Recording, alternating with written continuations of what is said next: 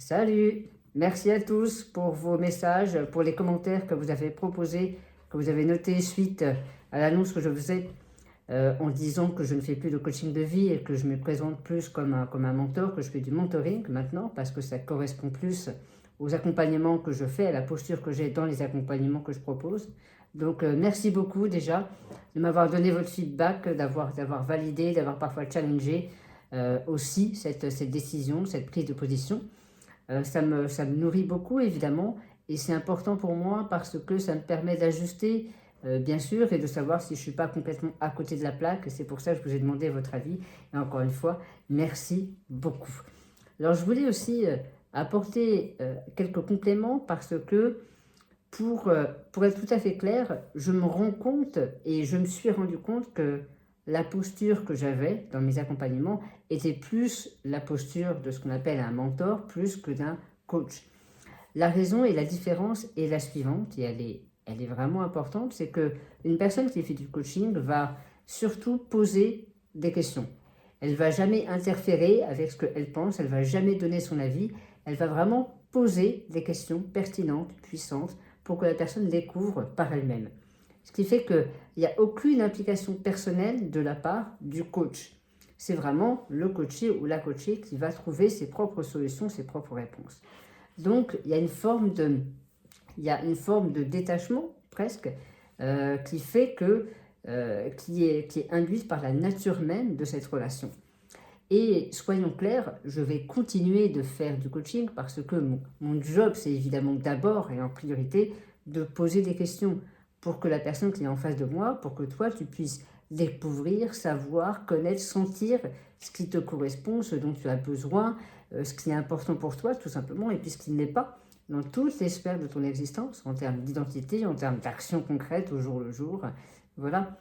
Et donc, cette compétence-là, ça reste le cœur de ce que je fais, c'est-à-dire accompagner les personnes en leur posant tout un tas de questions pour qu'eux-mêmes trouvent des réponses.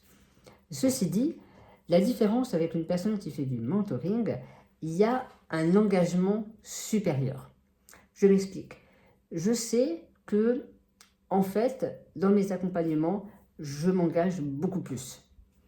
Régulièrement, lorsqu'on me pose la question, et toi, qu'est-ce que tu en penses? Quel est ton retour? Quel est ton ressenti, Christophe?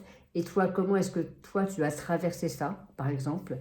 Eh bien, je m'autorise à leur dire ce que moi j'en pense, ou comment j'ai traversé, etc. Donc, je partage beaucoup plus de qui je suis et de mon expérience de vie dans un accompagnement de type mentoring.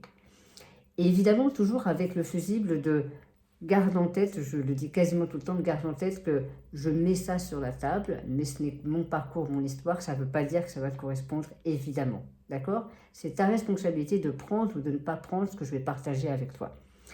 Mais l'engagement, il est beaucoup plus fort dans la responsabilité de la part de la personne qui est mentorée, tout comme de mon côté, parce que je me dévoile beaucoup plus, je me mets beaucoup plus à nu quelque part. Et en fait, ce que je fais naturellement, c'est un mélange un peu des deux, évidemment. D'accord? Mais je me rends compte, l'air de rien, que je ne sais pas toi, qu'est-ce que tu en penses, peut-être que tu seras d'accord ou pas, mais je crois profondément que ce qui va changer l'existence, qui a le potentiel de changer l'existence d'une personne, c'est pas juste que la personne mouline toute seule et puis qu'elle trouve les réponses. C'est qu'il y ait un contact avec un être humain qui est là, qui est impliqué, qui est engagé.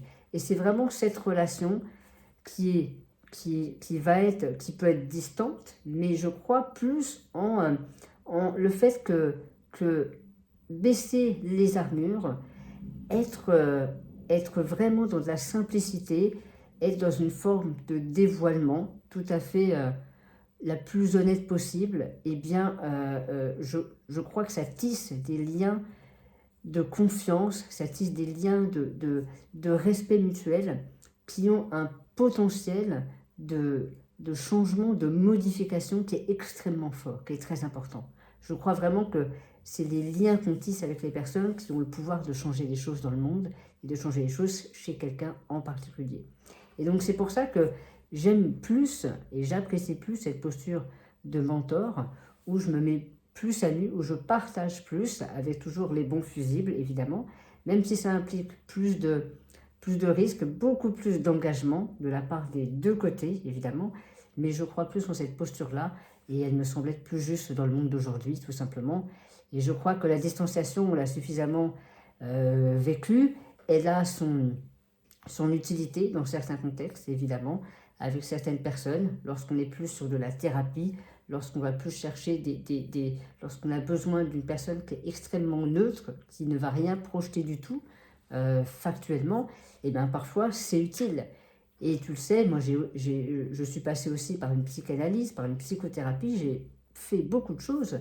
Et à ces moments dans mon existence, c'était nécessaire et j'avais besoin d'une personne qui ne dise rien sur elle, même si dans le fond ça m'énervait un peu, d'accord, mais j'avais besoin d'une personne complètement neutre. Donc ça dépend vraiment de là où tu en es. En tout cas, si tu cherches plus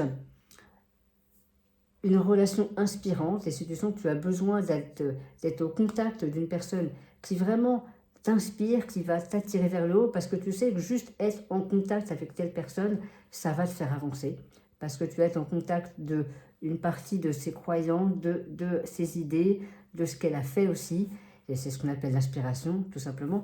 À ce moment-là, un accompagnement de type mentoring sera plus adapté pour soi.